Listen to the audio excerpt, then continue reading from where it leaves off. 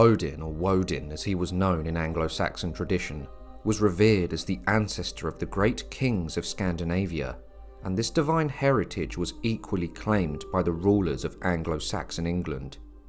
The Angles, Saxons and Jutes, migrating from their homelands in northern Europe to Britain, shared more than just common geography and language. They carried with them a deep-rooted belief system centred around Odin, who became known as Woden in England. When the Romans withdrew from Britain in the early 5th century, leaving behind remnants of their empire, roads, cities, and the influence of Christianity, the Anglo-Saxon migration began. As they established themselves in the former Roman territories, the new settlers integrated and transformed the land. The Christian influence left by the Romans was quickly decimated by the Anglo-Saxon invasion of Britain, while the invaders were pagan, with their kings claiming descent from Woden. Christianity would take root in England, and eventually, all the Anglo-Saxon kings in England converted. However, the Old Norse gods did not disappear immediately. Over time, Christianized versions of pagan traditions emerged, allowing the settlers to maintain their old customs in more subtle forms.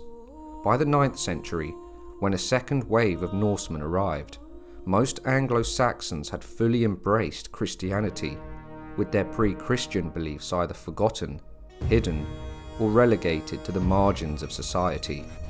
In more isolated corners of the land, pockets of those who clung to the old ways survived, though their practices were largely suppressed by the growing power of the church. Although no comprehensive accounts of Woden's mythic deeds from early medieval England have survived, his presence remains vivid in the historical records that do exist.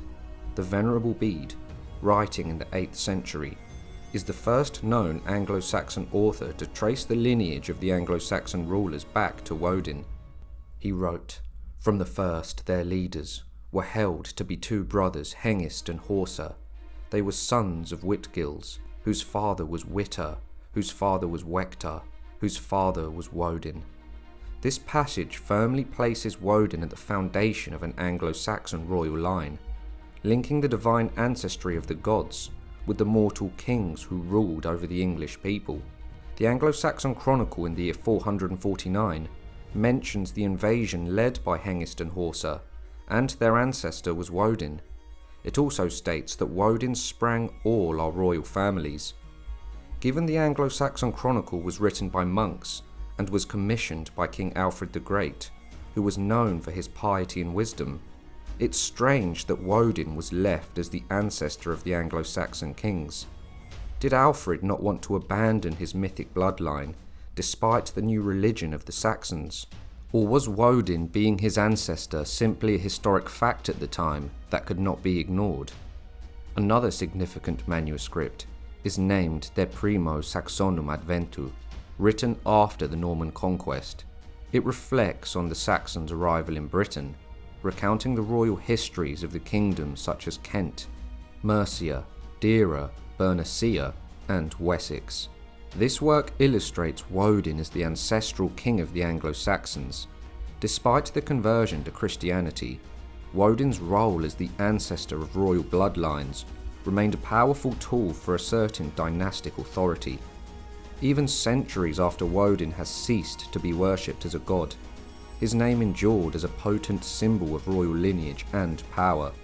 Given the Anglo-Saxon Chronicle mentions Woden as the ancestor of all Anglo-Saxon kings, let's delve into the very first ones. I would like to thank Venice AI for sponsoring today's video. Ever wondered what AI does with your chat history? How does it feel knowing your conversations are permanently attached to your identity and are shared with third parties and governments? Well, Venice AI offers a private, permissionless, generative AI platform that uses open source AI models to generate text, code, and images in your browser or mobile app.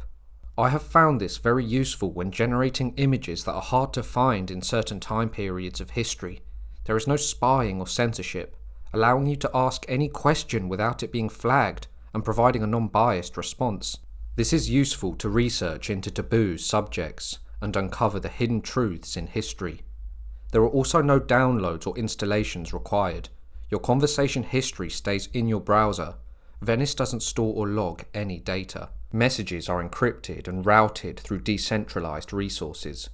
With Venice AI, you get multiple AI models for various results and styles. You can also upgrade to a pro plan for features like PDF uploads for summaries and insights, and unlimited text and high image limits. You can use my link, venice.ai/history profiles, to get 20% off a pro plan and start enjoying private uncensored AI. So click the link in the description below.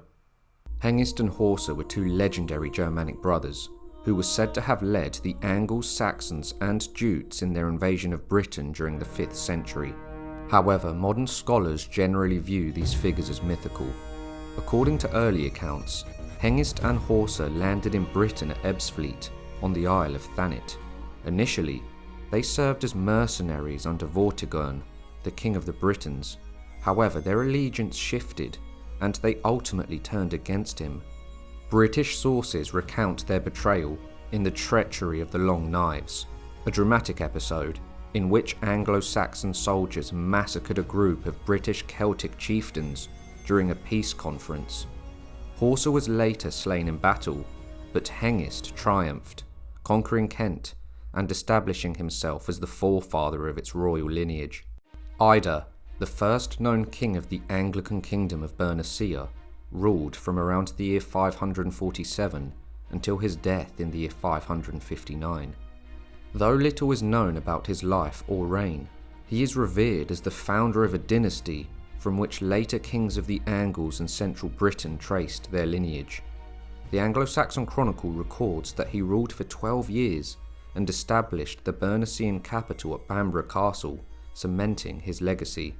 Ælla was the first recognised king of the kingdom of Deira, and he reigned from approximately the years 560 until his death in the year 588. The circumstances surrounding his death are somewhat unclear, as the chronicle states that he passed away in the year 558, though later accounts suggest he was killed by Æthelfrith, the grandson of Ida. Bede's account contradicts this, claiming Ælla was still reigning in the year 597 when Augustine of Canterbury arrived in Britain. Regardless of the exact details, Ælla's death led to his family's exile. In time, Ida's grandson conquered the kingdom of Deira, ultimately uniting it with Bernicia to form the powerful kingdom of Northumbria. In the mid-7th century, Northumbria would reach the pinnacle of its power, with Oswiu, its king, extending his dominion to Mercia, earning him recognition as Bretwalda, a word meaning wide ruler or Britain ruler. It seems the line of Ida ended with Allred of Northumbria in the year 774. Little is said of his reign in the Anglo-Saxon Chronicle, other than the bare facts that he became king and was then deposed and exiled in the year 774. Northumbria fell during the arrival of the Great Heathen Army in the year 865. The Viking kings ruled Jorvik from its capital during the periods of 867 to 954. Northern Northumbria, the former Bernicia, was ruled by the Anglo-Saxons from their base in Bamborough. Halfdan Ragnarsson would become the very first Viking king of Northumbria in the year 875. The Viking hold over Northumbria ended in the year 954, with the death of Eric Bloodaxe. Northumbria was consequently absorbed into the Kingdom of England by King Eardred of Wessex. Creoda is believed to have been one of the early kings of the Anglo-Saxon Kingdom of Mercia, ruling towards the close of the 6th century. He was a member of the House of Ælla, a lineage named after Æsel, who is said to have led his people across the North Sea to Britain in the year 515. Æsel was the great-grandson of Offa of Angel, a legendary figure from the migration period, often described in the Anglo-Saxon royal genealogies as a descendant of Woden. Penda, who became the king of Mercia in the year 626, is recorded as the first ruler in the Anglican lists and was the last pagan king of Mercia. His dynasty would provide at least 11 kings to the throne. The House of Æsel, as this royal family became to be known, reached the height of its power under Offa of Mercia, who who ruled from the year 757 to the year 796. Offa's reign saw him assert his dominance over the other Anglo-Saxon kingdoms, and be described as the Bretwalda, an Anglo-Saxon king who ruled over multiple kingdoms. However, following his death, the dynasty's hold over Mercia weakened. By the year 823, the throne of Mercia had passed to a line of kings whose ancestry was no longer clearly known, ending the line of Ælla. Mercia too was to fall to the Great Heathen Army, and was subsequently absorbed into the Kingdom of England by Edward the Elder of the House of Wessex. Wuffa of East Anglia is listed in the Anglo-Saxon genealogies as an early king of the East Angles. The kingdom he ruled was a strong and enduring Anglo-Saxon realm, established by migrants from the region now known as Jutland, who settled in southeast Suffolk. According to the 13th century chronicler Roger of Wendover, Wuffa reigned from the years 571 to 578, although the precise origin of this information remains uncertain. Bede, in his history, identifies Wuffa as the grandfather of Redwald, the famed king who is often associated with the iconic Sutton Hoo helmet. The royal family of East Anglia were known as the Wuffingers, named after Wuffa himself. Unfortunately, little is known about the earlier members of the Wuffinger dynasty before Redwald, who ruled from approximately the years 599 to around 624. The Viking invasions of the 9th century and the dissolution of the monasteries in the 16th century contributed to the loss of records regarding the Wuffingers' reign. The last known king of the Wuffingers was Ælfwald, who died in the year 749. After his death, the kingship of East Anglia passed to rulers whose lineage remains unknown. The kingdom of East Anglia was settled by the people from northern Europe during the 5th and 6th centuries. The genealogy of the East Anglian kings is recorded in sources such as the Anglo-Saxon Chronicle and Bede's Ecclesiastical History, both written long after the kingdom's formation, as well as in medieval documents like the 12th century Textus Rofensis. The latter text, produced by medieval historians, may have been based on now lost sources. Several of the Wuffingers' kings are included in a pedigree of Ælfwald, found in the Anglican collection which dates from the 9th century. In this pedigree, Ælfwald is said to descend from the god Woden, further solidifying the divine ancestry claimed by the kings of East Anglia. East Anglia too would eventually fall to the Vikings during the Viking Age. Alfred the Great, ever the pragmatic ruler, allowed his rival Guthrum to remain king, provided that he was baptized into the Christian faith. The last Viking king of East Anglia was Yorick, who met his end in battle against Edward the Elder, the King of Wessex. East Anglia was subsequently absorbed into the Kingdom of England by the House of Wessex. Cerdic is described in the Anglo-Saxon Chronicle as a leader of the Anglo-Saxon settlement of Britain, and as the founder and first king of Wessex, reigning from around 519 to 534 AD. The chronicle claims that all subsequent kings of Wessex were descended in some manner from Cerdic. His origins, ethnicity, and even his very existence have been the subject to much debate. Despite the uncertainty surrounding his background, descent from Cerdic became a fundamental requirement for later kings of Wessex, cementing the house's claim to power. The House of Cerdic rose to prominence in southern England, especially following the reign of King Egbert, who ascended to the throne in the year 802. His descendant, Alfred the Great, famously preserved England from Viking conquest in the late 9th century, and his grandson, Aethelstan, became the first king of a unified England in the year 927. It was the house that lasted the longest out of all the Anglo-Saxon bloodlines, and the one that became the most powerful at its height. The Wessex dynasty, however, faced a turbulent period, with the disastrous reign of Ethelred the Unready, culminating in the Danish conquest of 1014. Despite Ethelred and his son Edmund Ironside's efforts to resist the Vikings in the year 1016, the Danish king Canute the Great and his sons ruled until the year 1042. The House of Wessex briefly reclaimed power under Ethelred's son Edward the Confessor, but after his reign the kingdom fell to the Norman conquest of 1066.